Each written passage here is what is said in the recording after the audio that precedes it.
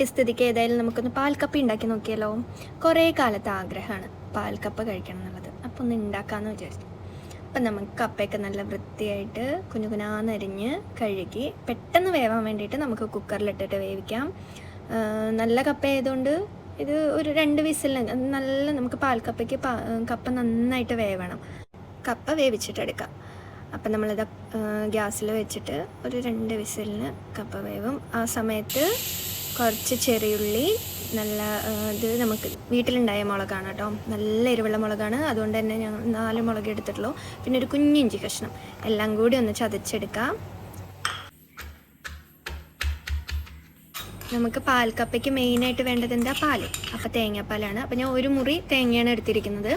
അപ്പോൾ തേങ്ങയൊക്കെ ചിരവിയിട്ട് അതിൻ്റെ പാല് പിഴിഞ്ഞെടുക്കാം.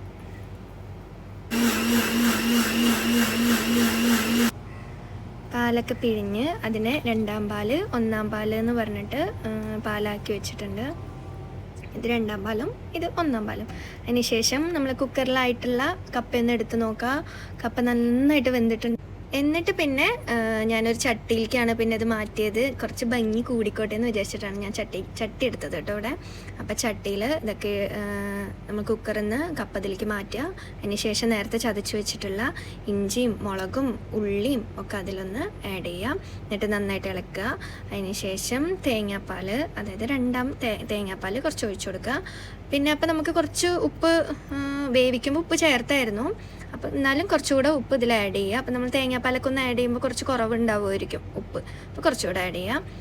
അതിനുശേഷം നന്നായിട്ടൊന്ന് ഇളക്കുക. നമ്മൾ ഇറക്കി വെക്കുന്ന നേരത്ത് ഓഫ് ചെയ്യുന്ന സമയത്ത് ഫസ്റ്റ് തേങ്ങാപ്പാലും കൂടി ഒന്ന് ഒഴിച്ചിട്ട് നന്നായിട്ട് ഇളക്കുക. അപ്പം നമ്മുടെ പാൽക്കപ്പ റെഡിയായി. ഞാൻ ആദ്യമായിട്ട് പരീക്ഷിച്ച് നോക്കിയ സാധനമാണ്.